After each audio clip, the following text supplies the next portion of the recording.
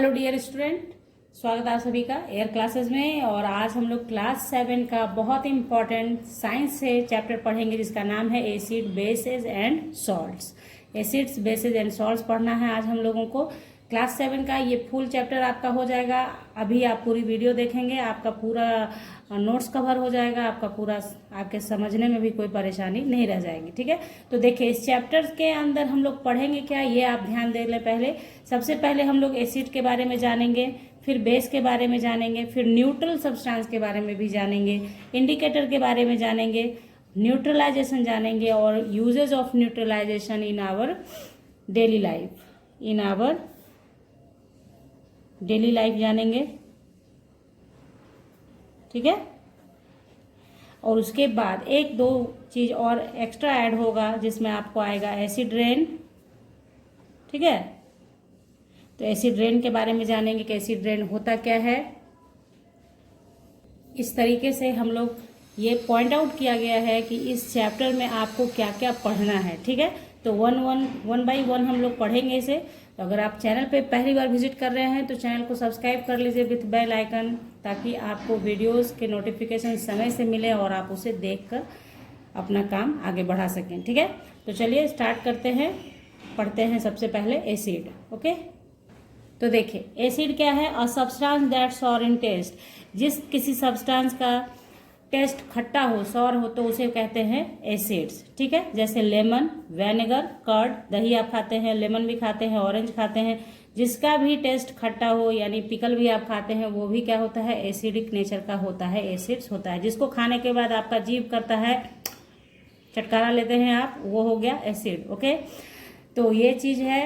फिर देखिए the term acid comes from a Latin word acidus. ठीक है, विच मीन्स सॉर।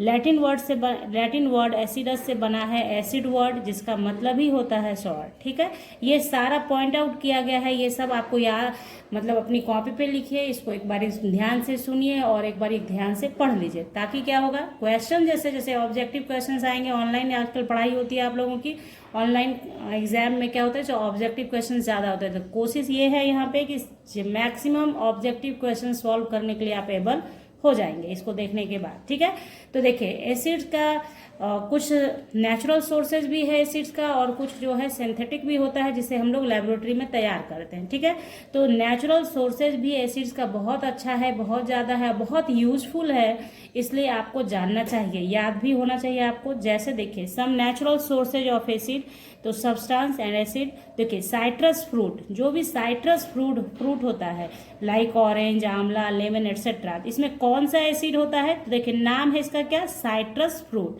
इसलिए इसका एसिड का नाम क्या है, साइट्रिक एसिड। साइट्रस फ्रूट यानी जो खट्टा खाने में लगता है आपको फ्रूट, तो वो हो जाता है साइट्रस फ्रूट। जैसे आपको ऑरेंज है, आंवला है, लेमन है, ये सब खट्टा लगता है खाने में, तो इसको बोलते हैं साइट्रिक। इसमें क्या पाया जाता है, citric acid. Natural occurring acid है ये खुद से खुद होता है आपके फ्रूट्स में, और इस वजह से, इस साइट्रिक एसिड की वजह से ही वो खाने में थोड़ा सा खट्टा लगता है। ठीक है, देखिए फिर श्योर मिल्क यानी जो मिल्क खराब हो जाता है, उसमें कौन सा एसिड होता है, लैक्टिक एसिड होता है। ठीक है, कर्ड, दही में क्या होगा, जैसे देखिए दूध में क्या पाया गया, लैक्टिक एसिड, तो कर्ड उसी से बनता है, इसलिए उसमें भी क्या हो जाएगा, लैक्टिक एसिड ही होगा, लैक्टिक एसिड होगा। ठीक है, फिर है टमरिंड में क्या होगा, टार्टेरिक एसिड होगा।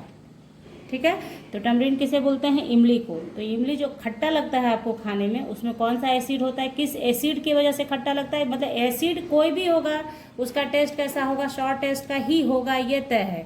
तो पर्टिकुलरली एक ही एसिड सभी में नहीं पाया जाता है, हर एक सब्सटेंस में अलग अलग एसिड होता है, इसलिए सभी का खट्टा भी अलग अलग होता है। ऐसा नहीं है कि आपका टमरिंड जिस तरह का खट्टा होगा वैसा ही लेमन भी होता है, वैसा ही कर्ड होता है। सभी का क्या होता है, शॉर्ट टेस्ट, सबका खट्टा ही टेस्ट है, बट क्या होता है, टेस्ट सारे के खट्टे टेस्ट का अलग अलग आता है आपको फ्लेवर। तो क्यों आता है अलग, इसलिए क्योंकि सब में एसिड का फ्लेवर ही अलग है, यानी एसिड अलग अलग पाया जाता है, जिसकी वजह से उसका टेस्ट भी अलग होता है। तो इस तरीके से समझना है आपको कि हर एक सब्सटेंस में अलग एसिड है, दैट्स वाई उसका खट्टापन भी अलग होता है। ठीक है, कुछ कुछ माइल्ड खट्टा होता है, कुछ ज़्यादा खट्टा, जैसे इमली क्या है आपका बहुत तेज खट्टा होता है, तो क्या है उसमें कौन सा एसिड है, टार्टेरिक एसिड है। ध्यान रखने में कोई दिक्कत नहीं है, टमरिन नाम है तो उसका टार्टेरिक एसिड, साइट्रस है तो साइट्रिक एसिड। तो इस तरीके से आप कॉमन करके याद कर सकते हैं, कोई दिक्कत आपको नहीं होगी। उसके बाद स्पिनच, स्पिनच में पाया जाता है ऑक्सैलिक एसिड। स्पिनच में क्या पाया जाता है, ऑक्सैलिक एसिड। तो अब देखिए ant sting and bee sting में क्या पाया जाता है, फॉर्मिक एसिड पाया जाता है, एक ऑर्गेनिक एसिड है ये, और ऑक्सैलिक एसिड, ये सब जो भी आप देख रहे हैं ये क्या है आपका ऑर्गेनिक एसिड है, यानी ये खाने लायक एसिड होता है। इन ऑर्गेनिक एसिड को हम लोग खा नहीं सकते हैं। अब ये सवाल है आपके दिमाग में आएगा कि ये क्या बोल रही हैं मैम, तो ये आपको अभी नहीं जानना है। एसिड में भी ऐसे एसिड होते हैं जिसे आप खाते हैं तो कोई परेशानी नहीं है, क्योंकि ये सब नेचुरल अकरिंग एसिड है और माइल्ड नेचर का होता है, ठीक है। तो यहाँ पे क्या है, देखिए वेनेगर में क्या होता है, एसिटिक एसिड पाया जाता है, और जो टी चाय हम लोग पीते हैं ना, चाय पत्ती में क्या पाया जाता है, टैनिक एसिड पाया जाता है। टी में क्या आता है, टैनिक एसिड। कोई दिक्कत नहीं है, ज़्यादा कुछ मुश्किल नहीं है आपको याद रखने में, सब सिमिलर है। साइट्रस है, साइट्रस फ्रूट में साइट्रिक एसिड, सॉर मिल्क और कर्ड में लैक्टिक एसिड, टमराइन में टार्टेरिक एसिड, स्पिनच में oxalic acid, ant sting and bee sting में फॉर्मिक एसिड, वेनेगर में एसिटिक एसिड और टी में टैनिक एसिड। कोई दिक्कत नहीं है, तो फटाक से याद हो जाएगा आपको।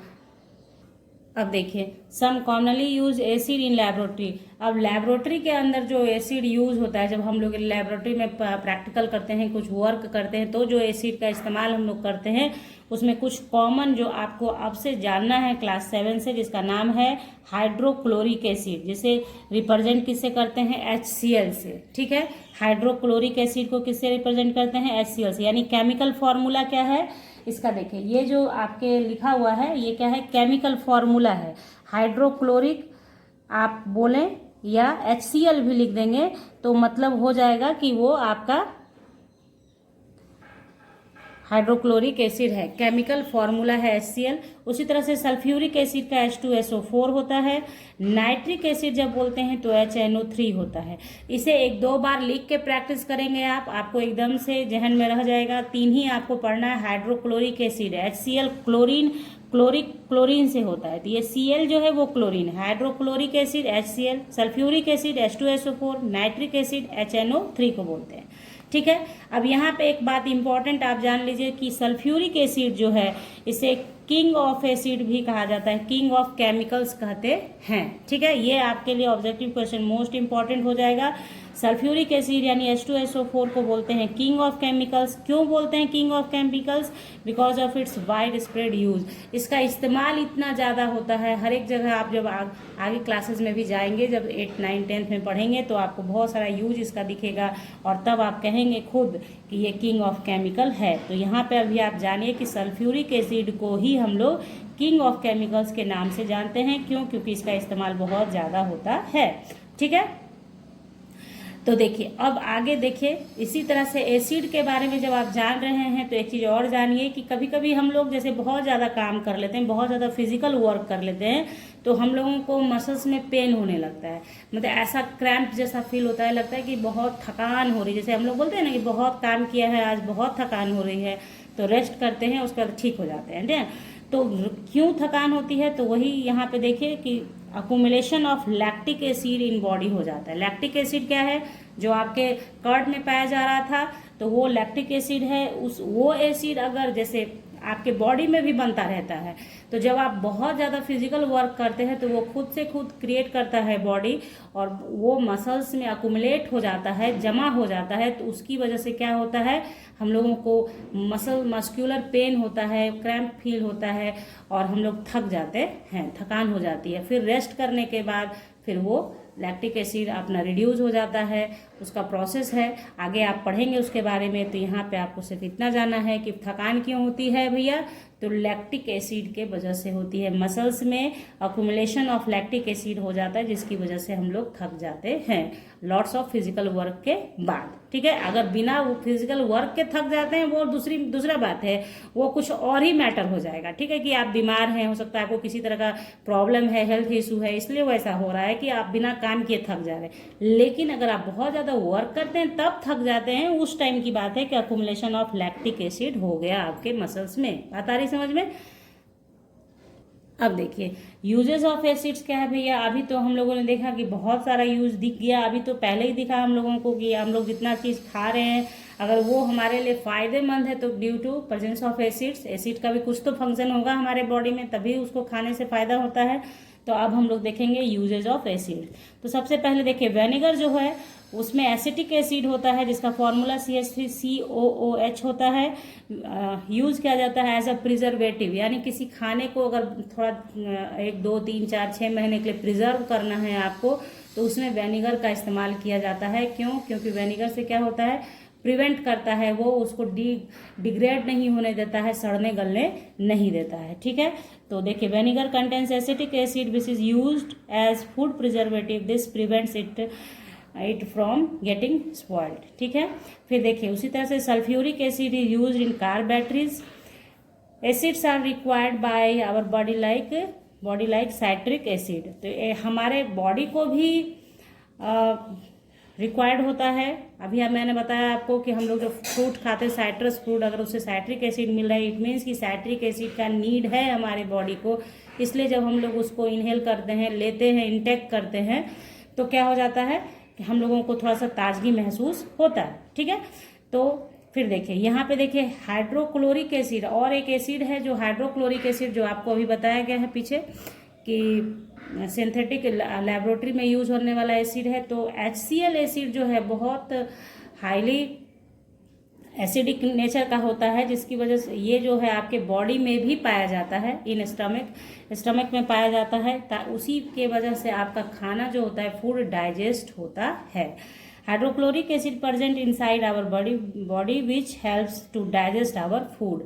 मतलब हाइड्रोक्लोरिक एसिड हमारे स्टमक में होता है। आपको फील होता होगा, कभी कभी आप ध्यान देंगे कि जब आपको मान लो आपने खाना बहुत लंबे समय से नहीं खाया है, आपके खाने का टाइम हो रहा है, किसी वजह से आप खाना नहीं खा पा रहे हैं, तो उस केस में क्या होता है आपके पेट में जलन महसूस होने लगता है। आप बोलते हैं कि पेट में चूहे कूद रहे हैं, बच्चे बोलते हैं, लेकिन वो क्या होता है एक्चुअली कि जलन महसूस होता है। तो जलन क्यों महसूस हो रहा है आपको? क्योंकि आपका जो स्टोमक है अपने टाइम से एसिड को सिक्रीट करता है, एसिड को बाहर निकालता है। एसिड बाहर आया तो एसिड का नेचर है बर्न करना, वो जलन महसूस करवाएगा आपको, आगे बताऊंगी। और आपको एसिड बर्न करता है, वो नेचर है उसका। तो क्या हुआ, आपके स्टमक में टाइम से निकल गया, लेकिन अगर आपके स्टमक में फूड ही नहीं है तो वो बर्न करेगा किसे? तो आपके पेट में जलन का अनुभव होने लगता है। बात आ रही समझ में? तो ये जानिए कि आपके बॉडी के अंदर भी पाया जाता है क्या, हाइड्रोक्लोरिक एसिड। ये सब पॉइंट आउट करके रखेंगे बच्चे आप लोग, ताकि आपका ऑब्जेक्टिव क्वेश्चन एक भी नहीं छूटे, और सब्जेक्टिव के लिए तो पूरा नोट्स है आपके सामने, ठीक है। फिर देखिए acids are use in laboratory में तो यूज है ही इसका, ठीक है। अब पढ़ेंगे हम लोग एसिड के बारे में, हम लोगों ने पढ़ लिया पूरा कि एसिड क्या है, ठीक है। अब हम लोग पढ़ेंगे बेस के बारे में कि बेस क्या होता है एक्चुअली, बेस के बारे में जानेंगे। तो देखिए a substance that is bitter in taste is soapy to touch. तो देखिए क्या होगा कि कोई सब्सटेंस अगर बीटर है, कड़वा लगता है आपको, कड़वा टेस्ट का है, और अगर आप उसको रब करते हैं हैंड पे लेके इस तरीके से करते हैं, तो अगर सोपी फीलिंग देता है तो वो सब्सटेंस आपका कैसा है, बेस है। बात आ गई समझ में? तो जैसे कि बेकिंग सोडा आपके घर में भी होगा, आप उसे लेकर देखें, हाँ हैंड पे ऐसे रब करके देखें आपको कैसा फील आता है। तो baking soda, slaked lime etcetera, ये सारे चीज़ों को जब आप यूज़ करते हैं ना तो आपको लगता है जैसे कि सोपी फीलिंग आता है। बेकिंग सोडा का इस्तेमाल घर में होता है, खाने का सोडा उसे बोलते हैं। आप ले और उसको देखें हैंड पे रब करके, आपको फील आएगा, ठीक है। और बीटर टेस्ट का होता है, इसलिए खाने का जो सोडा होता है उसका इस्तेमाल बहुत ज़्यादा नहीं किया जाता है, नहीं तो आपका खाना बीटर हो जाएगा, ठीक है। तो देखिए सम कॉमन बेसेस। अब बेस के बारे में जानिए, जैसे आपने एसिड को पीछे जाना उसी तरह से बेस को जानेंगे। तो नेम ऑफ बेस और केमिकल फॉर्मूला, ठीक है। तो देखिए मेरे साथ बोलिएगा आप, सोडियम हाइड्रोक्साइड NaOH। ये जो OH आप देख रहे हैं ना, OH ही पहचान है एसिड का, ठीक है। OH जिसके साथ है अब यहाँ आप कहेंगे नहीं है तो भी ये बेस है, क्योंकि जब ये जब डिकम्पोज होता है, टूटता है, तो OH देता है। ठीक है, तो मेनली जो बेसिकली आप समझेंगे OH है तो बेस है। ठीक है, अब देखिए बेसिक चीज है ये। तो सोडियम हाइड्रोक्साइड, तो सोडियम Na को बोलते हैं, हाइड्रोक्साइड OH को बोलते हैं, सोडियम हाइड्रोक्साइड NaOH हो गया। पोटेशियम हाइड्रोक्साइड, तो पोटेशियम किसको बोलते हैं, K को बोलते हैं। हाइड्रोक्साइड मतलब OH, बस ध्यान रखिएगा, हाइड्रोक्साइड बोला गया इट मीन्स कि OH होगा ही होगा। फिर देखिए जैसे मैग्नीशियम हाइड्रोक्साइड, तो मैग्नीशियम के लिए हो गया Mg और हाइड्रोक्साइड के लिए हो गया OH, लेकिन आपको याद रखना है MgOH होल ट्वाइस होता है। ठीक है, अभी आपको ये याद करना है, आगे क्लास में जब आप जाएंगे तो आपको ये भी जानकारी हो जाएगी कि किस तरीके से ये हुआ, क्यों ऐसा हुआ, अभी आपको सिर्फ याद करना है। ठीक है, अमोनियम हाइड्रोक्साइड NH4OH को बोलते हैं। बेकिंग सोडा याद कर लीजिएगा, बेकिंग सोडा खाने वाला सोडा होता है NaHCO3।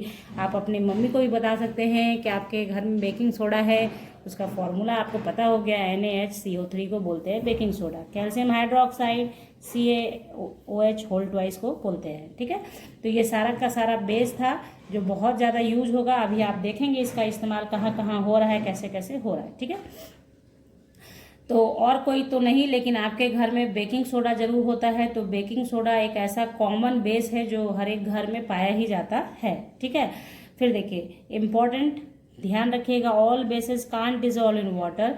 जितने भी बेस होते हैं जरूरी नहीं है कि वो डिजोल्व इन वाटर होंगे, यानी कि अगर बेस को आप डिजोल्व कीजिएगा वाटर में तो नॉट नेसेसरी कि सारा का सारा उसमें डिजोल्व हो जाएगा। तो लेकिन ये यहाँ पे क्या क्या कहा जा रहा है कि सारा डिजोल्व नहीं होगा, लेकिन कुछ डिजोल्व हो भी जाएगा। तो जो डिजोल्व इन वाटर हो जाएगा तो समझिएगा कि उसका नाम बदल जाता है, हो जाता है अल्कली। रहता है बेस ही, मेन रूप से बेस है, लेकिन उस बेस का स्पेशल नाम हो जाता है। जैसे कैसे, अल्कली। अब समझिए इस चीज को कैसे, आपका नाम, जैसे आप क्लास में हैं, क्लास में सारे बच्चे हैं, है ना, तो उसमें से आपका नाम जो है वही रह गया, लेकिन आपको मॉनिटर अगर बना दिया जाता है क्लास का तो कैसे आपको स्पेशल नाम दिया जाता है, मॉनिटर है ये क्लास की, जबकि नाम आपका कुछ रहता है ना अपना। उसी तरीके का बात है, बेस है ये, लेकिन ये स्पेशल बेस है, यानी वाटर सॉल्युबल बेस है, वाटर में सॉल्युबल बेस है, इसलिए इसका नाम क्या है, अल्कलीज। ध्यान रखिएगा, आपको बस एक लाइन में याद रखना है, water soluble bases are called alkalis. ठीक है, समझ गए आप, स्पेशल नाम है, बेस है लेकिन वाटर में सॉल्युबल है, that's why it is called alkalis. Okay, जैसे फॉर एग्जांपल है आपका NaOH यानी sodium hydroxide, potassium hydroxide etcetera. यहाँ पे मैंने सिंबल ऊपर दे रखा है, इसलिए यहाँ सिंबल मैंने यूज किया है। आपको प्रैक्टिस करनी है, इसको पढ़ना है ध्यान से। ठीक है, अब देखिए बेस का यूज कहाँ कहाँ है। तो बेस का यूज आप करेंगे हाउस होल्ड क्लीनिंग लिक्विड्स में होता है, इन डाइजेशन टैबलेट्स के लिए होता है। आगे आप देखेंगे इसके बारे में सब कुछ पढ़ाया जाएगा आपको। सोप एंड बाथ प्रोडक्ट में होगा, शुगर में होगा, लॉन्ड्री डिटर्जेंट में होगा, जो भी आपके पास सोपी, आप ध्यान बस रखिए इतना, क्या है इसका बेस का जो डेफिनेशन था वो क्या था, it is bitter in taste and gives soapy touch. तो जो भी चीज सोप मतलब फ्रोथ क्रिएट करता है, सोपी आपको फीलिंग देता है, तो आप समझ जाएंगे कि वो क्या है, आपका बेसिक नेचर का है। जैसे अब आपके घर में जो भी क्लीनिंग से रिलेटेड चीज़ है वो सब क्या होगा, क्योंकि उसमें फ्रोथ क्रिएट होता है, सोपी इफेक्ट होता है उसका, जिसकी वजह से उसको बेस ही कहेंगे, वो बेस है। आप पढ़ सकते हैं अपने घर का जो आपका सर्फ एक्सेल बार है उसको पढ़ के देखिए, आपका डिटर्जेंट पाउडर है उसको पढ़ के देखिए, आपके पास लाइजोल है, बहुत सारा चीज़ है आपके घर में जिससे क्लीनिंग किया जाता है घर का, इवन फिनॉल है, वो सारे का सारा क्या है आपका यहाँ पे मतलब क्लीनिंग के लिए यूज करने वाला सब बेसिक नेचर का होता है। ओके, तो यहाँ पे ये चीज हमारा हो गया। ठीक है, अब बेस पढ़ लिया हम लोगों ने, अब इसके आगे बढ़ते हैं हम लोग। अब देखिए एक वार्निंग भी आप लोगों के लिए यहाँ पे है कि वार्निंग है कि एसिड्स और बेसेस जो होते हैं वो आपकी स्किन को बर्न कर सकते हैं, यानी बहुत हाईली कोरोसिव होते हैं, बर्न कर सकते हैं आपके स्किन को, इसलिए उसको आपको यूज करते वक्त बहुत केयरफुल रहना होता है। अभी तो आपको यूज करवाया भी जाएगा तो नेचुरल मतलब आपके टीचर्स ही करेंगे, आपको देखना होता है और सिर्फ समझना होता है कि किस तरीके से आपके टीचर कर रहे हैं। फिर आगे क्लासेस में जाने के बाद आपको भी उसी तरीके से करना होता है।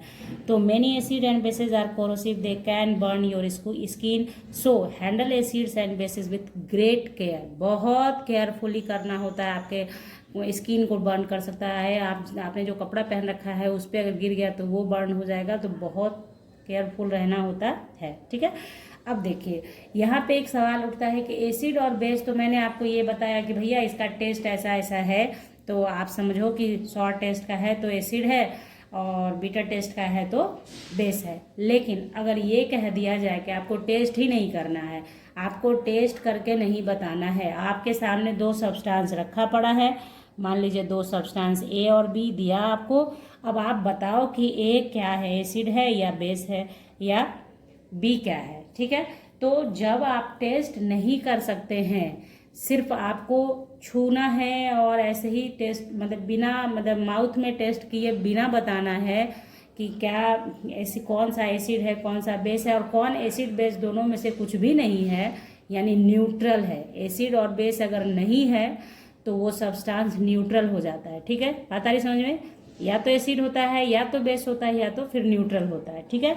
तो वैसे केसेस के लिए आता है वर्ड इंडिकेटर, ठीक है। तो इंडिकेटर नाम से ही है, जैसे आप कैसे कहते हैं इंडिकेट करना, यानी इंडिकेटर इंडिकेट करेगा कि गिवन सब्सटेंस, जो सब्सटेंस आपके पास है वो एसिड है या बेस है, ये इंडिकेटर का काम है इंडिकेट करना, ठीक है। तो एन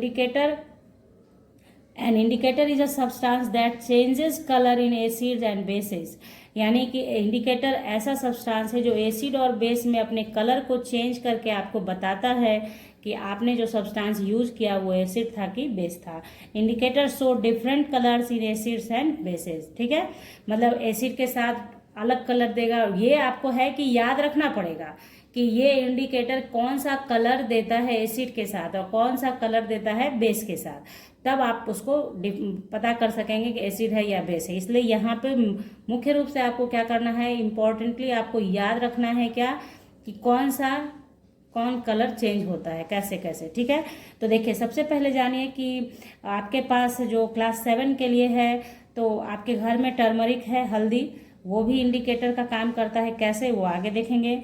फिर रेड कैबेज आता है, वो भी इंडिकेटर की तरह काम करता है, वो भी देखते हैं। लिटमस पेपर सबसे इम्पोर्टेंट, लिटमस पेपर ये आपको आपके लेबोरेटरी में मिलेगा, आपके टीचर ये करवा भी सकते हैं। लिटमस पेपर, फिनोल्फथेलीन, मिथाइल ऑरेंज, तो यहाँ देखिए मैंने लिखा है फिनोल्फथेलीन और मिथाइल ऑरेंज जो है ये सिंथेटिक इंडिकेटर्स है, यानी कि ये लेबोरेटरी में तैयार किया जाता है। जबकि ये जो टर्मरिक है, रेड कैबेज है, आपको चाइना रोज करके आता है, ये सारा का सारा क्या है, नेचुरल इंडिकेटर है, ठीक है। तो यहाँ पे अब एक एक करके बारी बारी आपको करना क्या है, सिर्फ याद रखना है, एक जगह आपको बना लेना है, मतलब टेबल जैसा बना के उसमें ध्यान से लिख लीजिएगा कौन सा किस कलर को चेंज करता है, ठीक है। ध्यान से समझिए, समझ में आ जाएगा।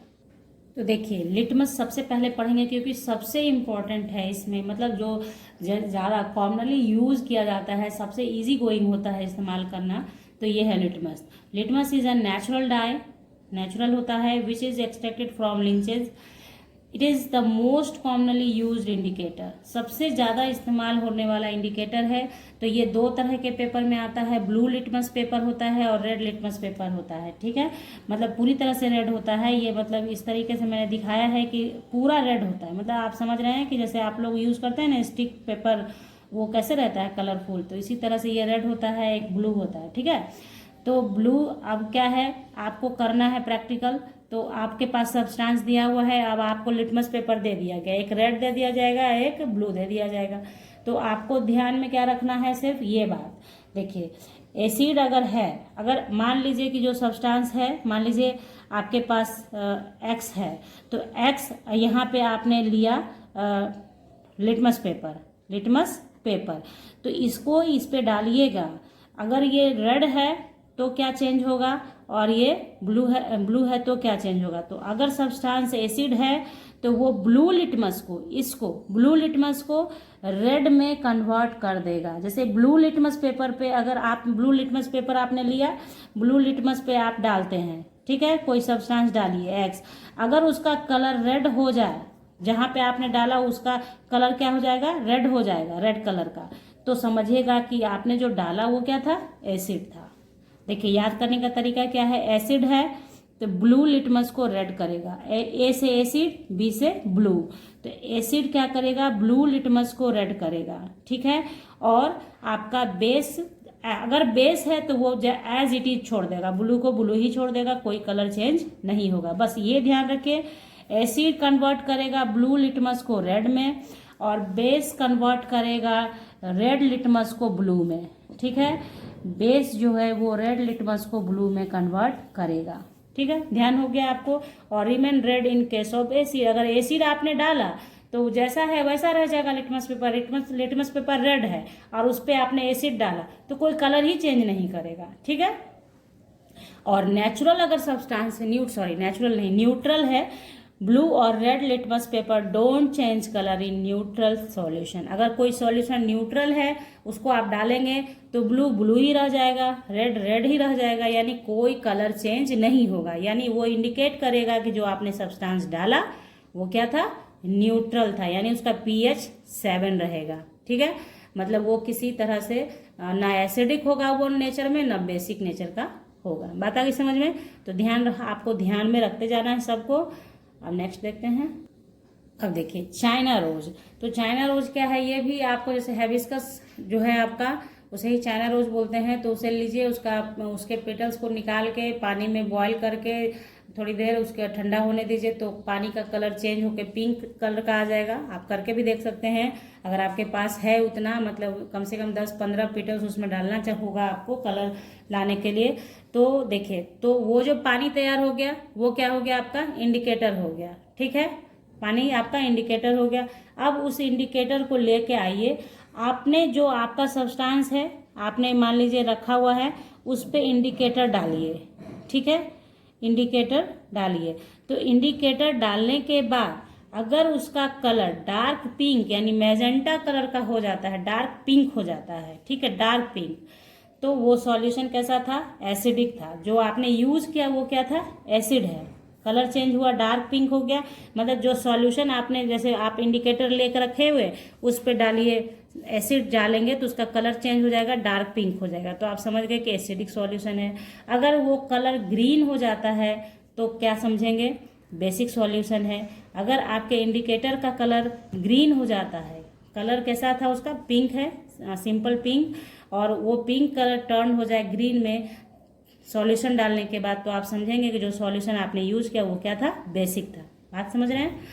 अगर किसी भी तरह का कोई चेंज नहीं हो, आपने डाला और कलर जो था नेचुरल वैसा ही रह गया, तो आपका सब्सटेंस था न्यूट्रल, ठीक है।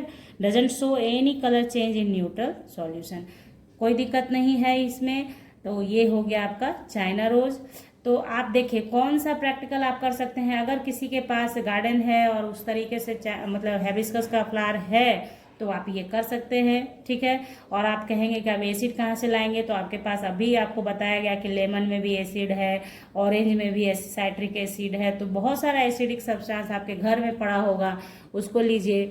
फिर बेसिक नेचर में बेकिंग सोडा है, टूथपेस्ट है, डिटर्जेंट है, बेस, तो ये सब क्या है, ये सब का भी इस्तेमाल करके आप एसिड और बेस का कलर चेंज देख सकते हैं।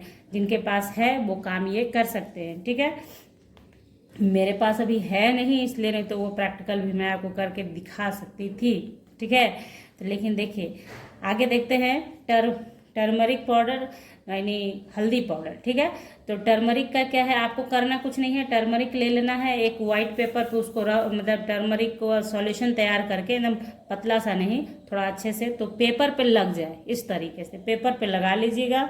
तो आपका एक येलो पेपर तैयार हो गया। बात समझ में आ गई आपके? टर्मरिक आप लगाएंगे तो येलो पेपर तैयार हो गया। अब क्या करना है, देखिए, turmeric remains yellow in acid and neutral solution.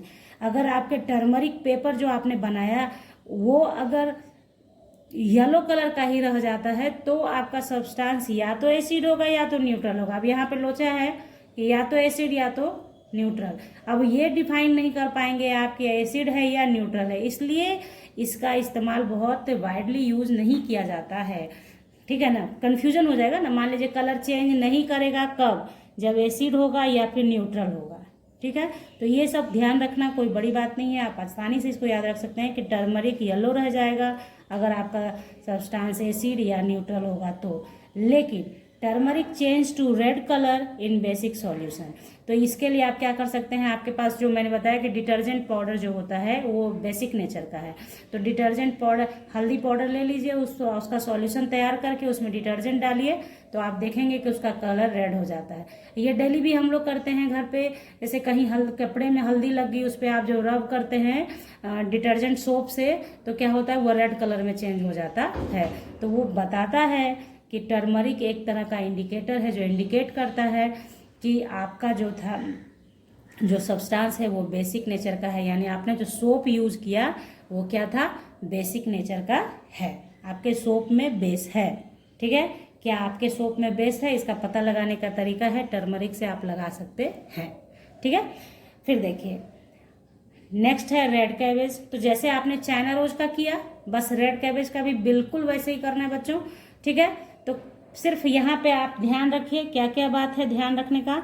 The purple colour of cabbage, जैसे पर्पल कलर का रेड कैबेज लिखा गया है, तो वो कैबेज जो पर्पल कलर का होता है वो टर्न्स रेड इन एसिडिक सॉल्यूशन, तो पर्पल कलर से रेड में कन्वर्ट हो जाएगा एसिडिक सॉल्यूशन में। और आपका purple colour cabbage indicator turns green in basic solution, अगर मतलब ग्रीन कलर का हो जाएगा बेसिक सॉल्यूशन में। इससे पहले भी ग्रीन हुआ था एक जगह चाइना रोज का, देखिए दोनों का एक ही जैसा है करीब करीब। चाइना रोज भी पिंक सॉल्यूशन देगा, रेड कैबेज भी पर्पल कलर देता है, तो दोनों का टर्न भी जो है आपका क्या है, अगर रेड कलर में टर्न हो जाए तो एसिडिक सॉल्यूशन है, अगर ग्रीन कलर में चेंज होता है तो वो बेसिक सॉल्यूशन होगा। ठीक है, और नो चेंज यानी न्यूट्रल सॉल्यूशन। सभी में आप देख रहे हैं कि नो चेंज, कोई चेंज नहीं हो रहा है तो न्यूट्रल हो गया। सिर्फ ध्यान में किसका रखना है, एसिडिक का और बेसिक का, कुछ भी उसमें भारी भी नहीं है, कोई मेहनत नहीं है, आप आराम से इसको याद कर सकते हैं। ठीक है, अब देखिए मिथाइल ऑरेंज जो था, फिनोप्थेलिन और मिथाइल ऑरेंज।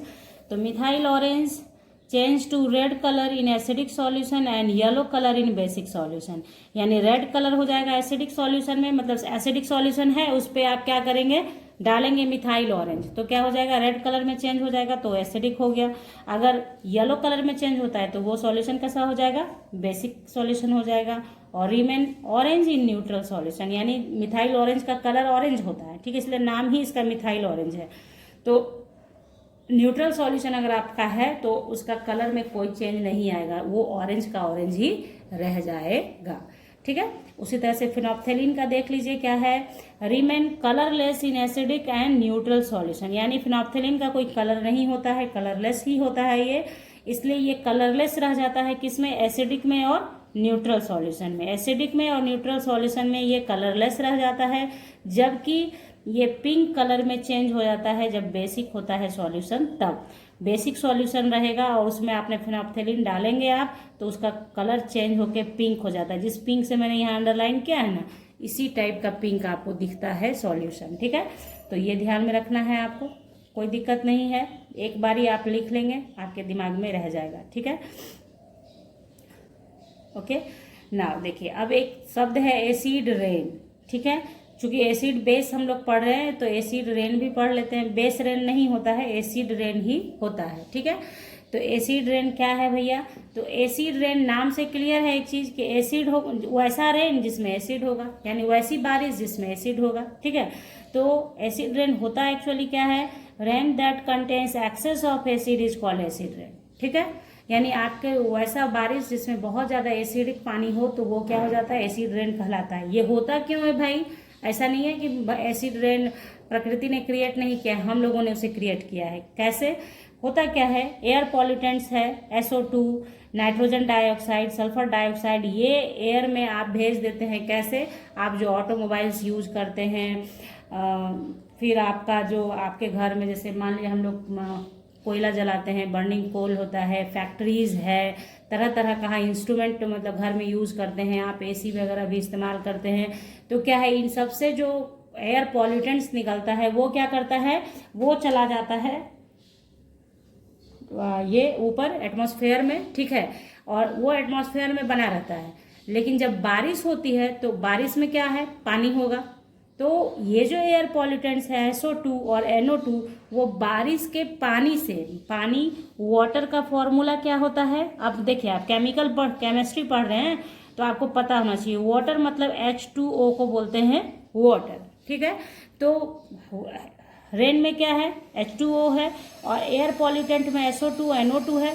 तो ये दोनों क्या करता है ना, वाटर के साथ आपका जो एसिड रेन है उसके साथ कंबाइन करता है और एसिड फॉर्म कर लेता है, और वही एसिड फॉर्मेशन के बाद आपका एसिड रेन के रूप में ऊपर से नीचे आता है, जिससे बहुत सारा नुकसान होता है, ठीक है।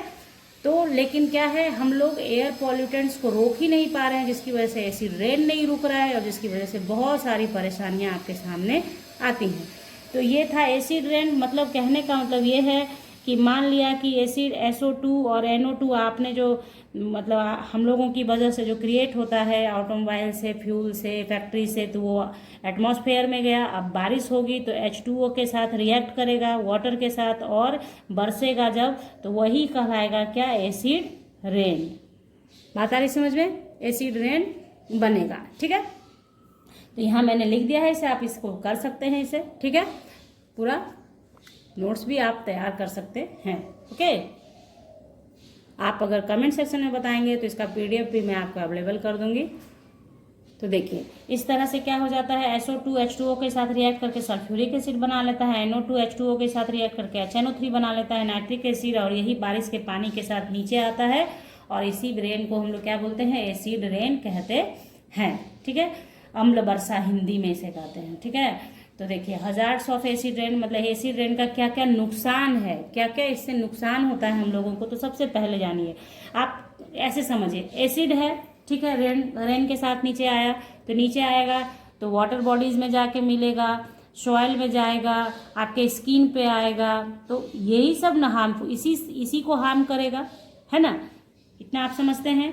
तो क्या है, these acid reach the lands and reverse and other water bodies with rainfall and pollute them. बात आ गई समझ में। दीज एसिड्स में accumulate in soil and contaminate the nutrients required by the plant for growth. क्या करता है, plant अगर बहुत ज़्यादा एसिडिक हो जाएगा आपका सॉइल, तो बहुत सारे प्लांट का ग्रोथ नहीं होता है एसिडिक सॉइल में, ठीक है। तो वो भी परेशानी होती है। तीसरे नंबर पे है, acid rain is also damage monuments and buildings. जो आपका धरोहर है, हेरिटेज है हम लोगों का, उन सबको भी हार्म करता है कौन, एसिड रेन। वो जैसे आपका जैसे ताजमहल है, ताजमहल में स्पॉट दिखने लगा था येलो कलर का, ब्राउन कलर का, वो ड्यू टू एसिड रेन ही था। तो उसकी सफाई की गई और ये कोशिश की जा रही है कि उसके अगल बगल जहाँ पे हम लोग का ताजमहल है, उसके अगल बगल फैक्ट्री से जो पॉल्यूटेंट्स निकले उसको मतलब डायरेक्ट नहीं छोड़ दिया जाए, उसको कुछ प्यूरिफाई करके छोड़ा जाए, ताकि एसिड रेन नहीं हो।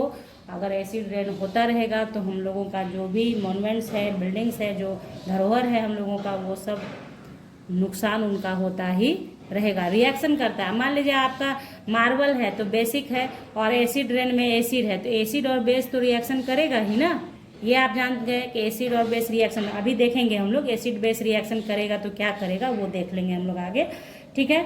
और acid rain causes skin disease भी हो सकती है आपको। अगर एसिड रेन में आप भीग गए तो आपको क्या होगा, एसिड रेन से स्किन डिजीज होगा। इस वजह से कहा जाता है कि जब मौसम का पहला बारिश हो तो उसमें बिल्कुल नहीं नहाना चाहिए, नहीं भीगना चाहिए, क्योंकि पूरी संभावना होती है कि जो भी एयर पॉल्यूटेंट्स है वो आपका पहले दूसरे बारिश में आ जाएगा एटमॉस्फेयर से नीचे, उसके बाद की बारिश थोड़ी ठीक हो जाती है, इसलिए उससे स्किन प्रॉब्लम होने की संभावना घट जाती है। कभी कभी आप देखेंगे बारिश के पानी में भीगने से खुजली वगैरह होती है, तो वो क्यों होता है, क्योंकि वो एसिड रेन ही होता है, ठीक है।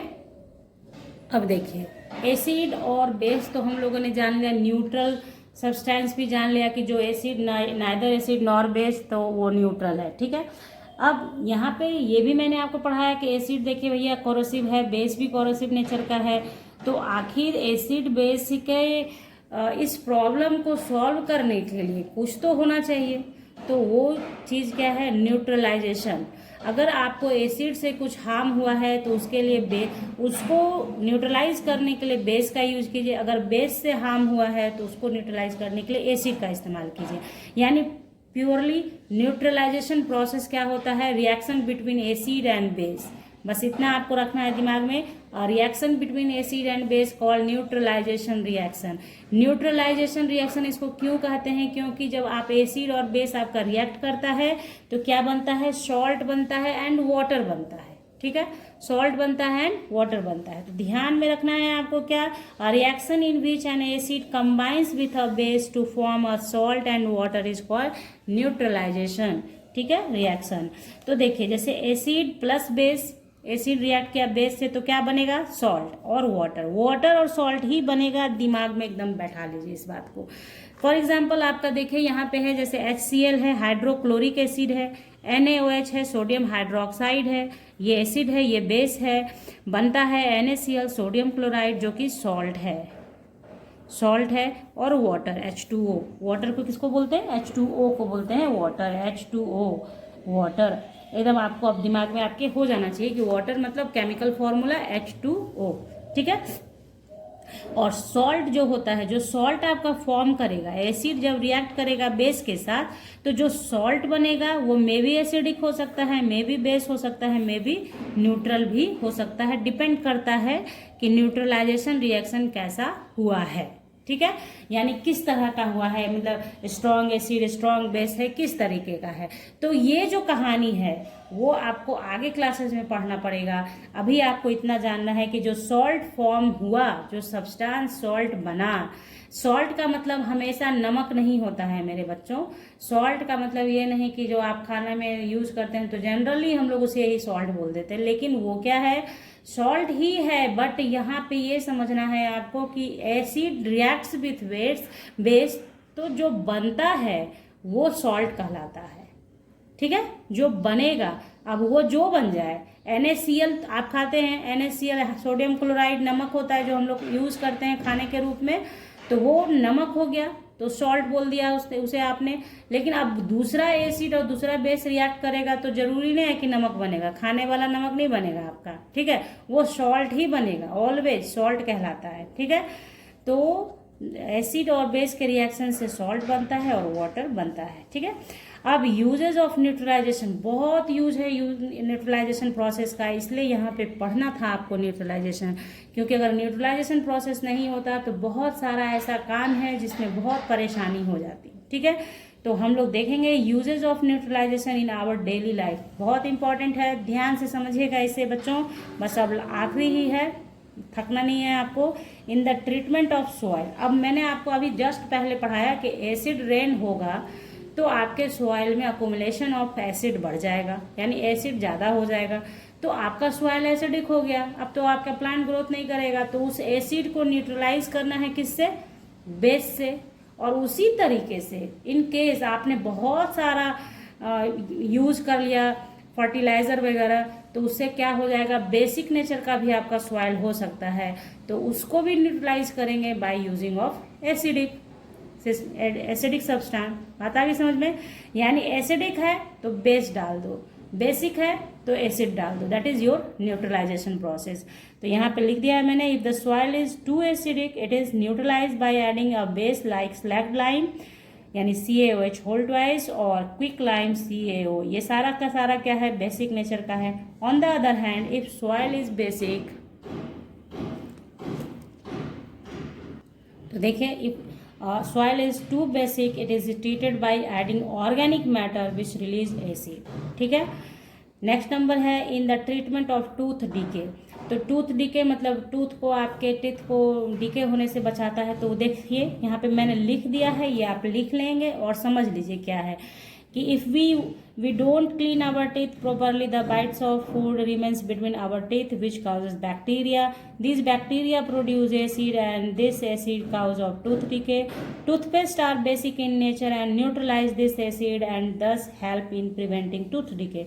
यानी आप खाना खाते हैं और अगर खाना खाया आपने और अच्छे से अपने टीथ को क्लीन नहीं किया तो खाना आपके दांतों के बीच में फंसा रहता है। रोज आपने इसको एड में देखा हुआ पेप्सोडेंट टूथपेस्ट या फिर कोलगेट किसी का भी आता है तो क्या होता है, सब में दिखाता है कि आपका खाना फंसा रह गया दांत में तो जर्म्स उसमें कीटाणु हो जाते हैं, वो कीटाणु एसिड प्रोड्यूस करते हैं। तो उसी एसिड जो प्रोड्यूस करेंगे तो आपका दांत किस चीज़ का बना है, तो दांत कैल्शियम का है, तो रिएक्शन होगा तो आपका टूथ डिके हो सकता है। एसिड रिएक्ट करेगा कैल्शियम के साथ तो आपका टूथ डिके हो जाएगा, यानी टूथ आपका धीरे धीरे घिसेगा और ख़राब हो जाएगा। ठीक है, तो इसी चीज़ को, तो वो जो एसिड क्रिएट हो रहा है फूड बैक्टीरिया से, उसको न्यूट्रलाइज करते हैं हम लोग, ब्रश करते हैं टूथपेस्ट से। तो टूथपेस्ट जो है आपका किस नेचर का हो गया, बेसिक नेचर का होता है। आप टूथपेस्ट के ऊपर हल्दी डाल के देखो बेसिक नेचर का है कि नहीं है आपका टूथपेस्ट, आपको पता चल जाएगा। अगर आपके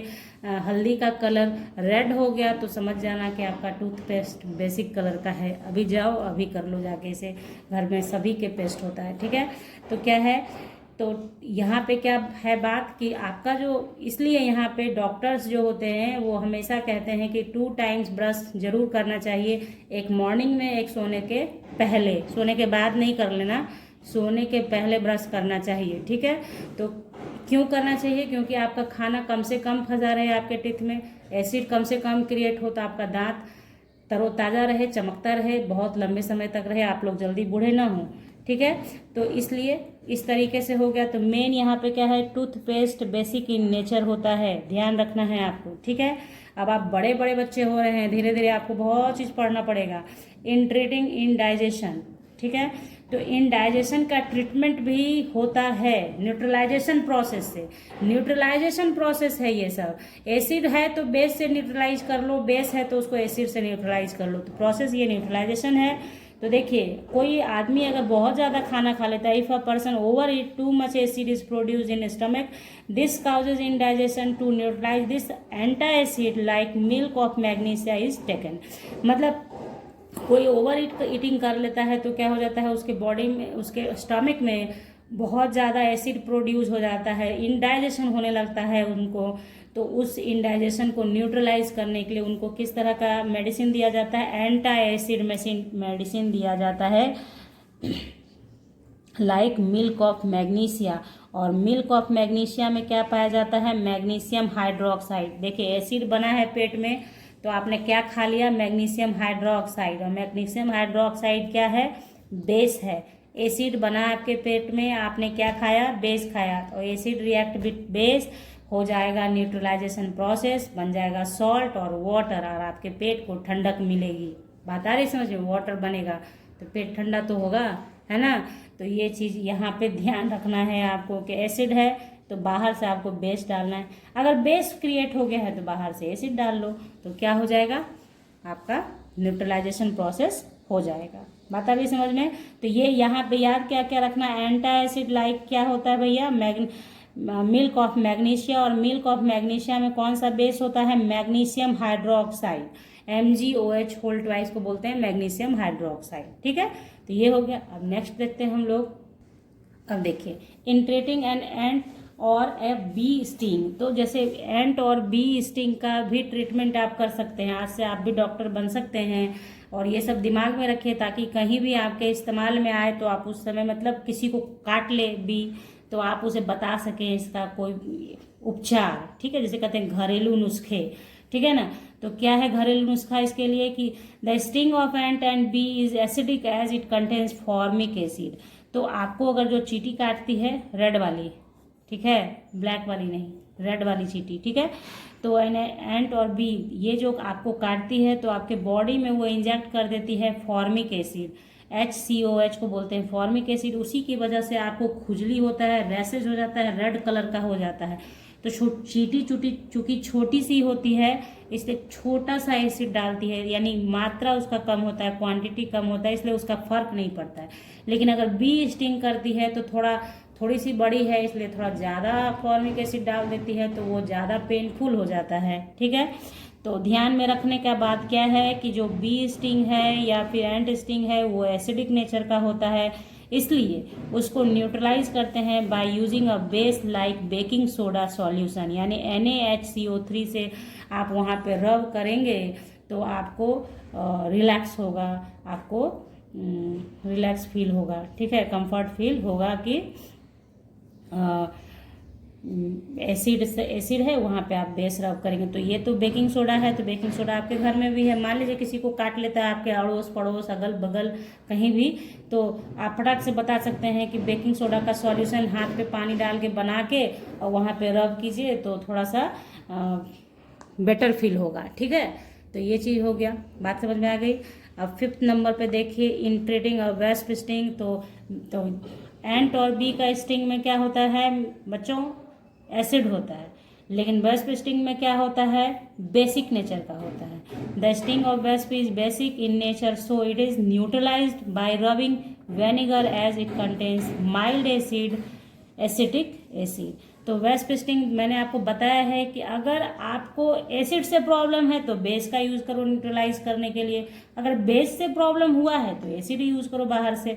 तो जब वेस्प स्टिंग करता है तो बेस इंजेक्ट करता है, तो बेस को न्यूट्रलाइज करना है किससे भैया, तो वेनेगर सबके घर में होता है, अप्रोक्सीमेट मतलब ऑलमोस्ट सभी के घर में होता है, ठीक है। तो आपको क्या करना है, वेनेगर से रब करना है जहाँ पे आपको उसने काटा है, स्टिंग किया है, तो रब करेंगे तो वो आपको रिलैक्स फील करवाएगा। क्यों, क्योंकि वेनेगर में क्या होता है, एसिटिक एसिड होता है, माइल्ड एसिड है एसिटिक एसिड, CH3COOH को बोलते हैं, इसी का भाई है। फॉर्मिक एसिड जो आपने ऊपर में पढ़ा है ना, उसी का भाई है एसिटिक एसिड, ठीक है। तो दोनों एक ही ग्रुप का है। तो एसिटिक एसिड, फॉर्मिक एसिड हो गया। अब लास्टली आप देखें इन ट्रीटिंग फैक्ट्री वेस्ट, ठीक है।